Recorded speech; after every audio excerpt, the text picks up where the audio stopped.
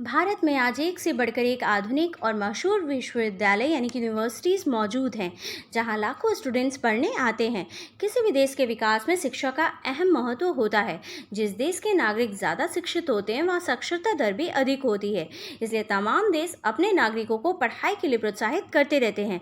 लेकिन क्या आप विश्व प्रसिद्ध नालंदा विश्वविद्यालय के बारे में जानते हैं, जहाँ भारत ही नहीं बल्कि विदेशों से भी छात्र पढ़ने आते थे और यहाँ रहकर अपनी पढ़ाई पूरी किया करते थे। यहाँ वर्ल्ड का पहला हॉस्टल भी खोला गया था, जिससे आसानी से छात्र अपनी पढ़ाई को पूरी कर सके। हेलो एवरीवन, मैं आकृति अग्रवाल आज आपके सामने एक नया वीडियो लेकर उपस्थित हूँ।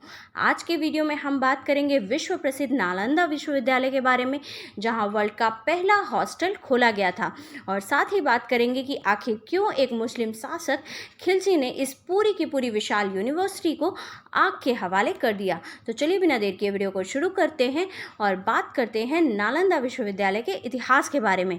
भारत में तक्षशिला विश्वविद्यालय के बाद नालंदा विश्वविद्यालय ही सबसे ज़्यादा चर्चित था, जो बिहार की राजधानी पटना से 120 किलोमीटर दूर स्थित था।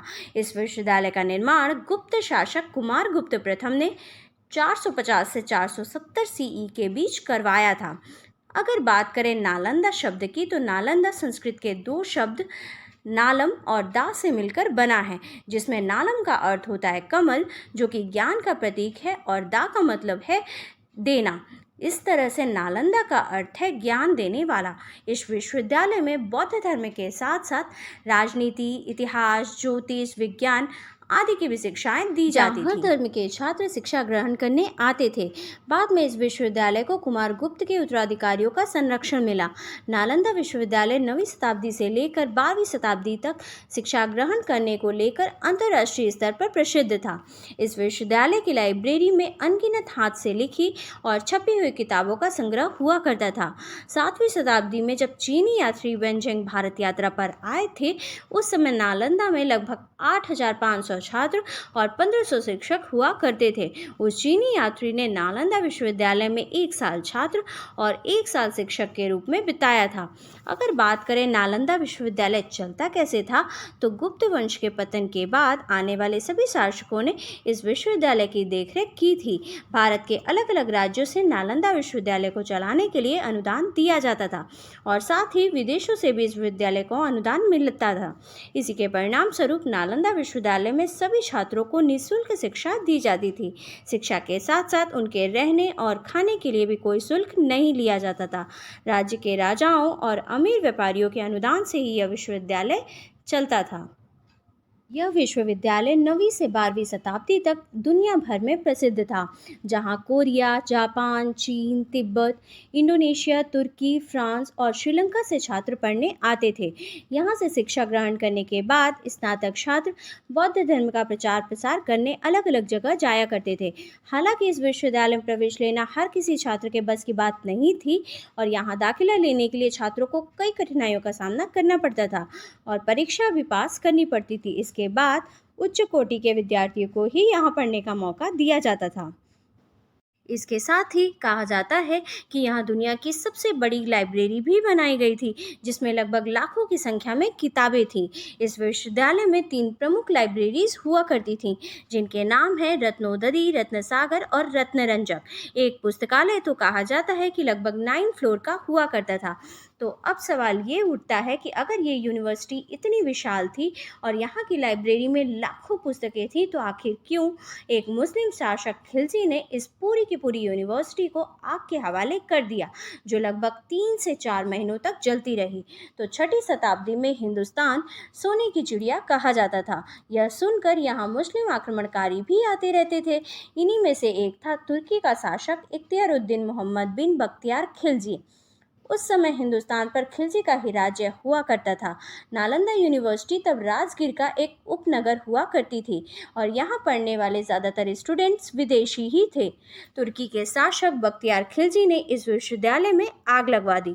कहा जाता है कि पूरे 6 महीनों तक यहाँ का पुस्तकालय चलता रहा। उसमें अनेक धर्माचार्य और बौद्ध भिक्षुकों को भी मरवा डाला।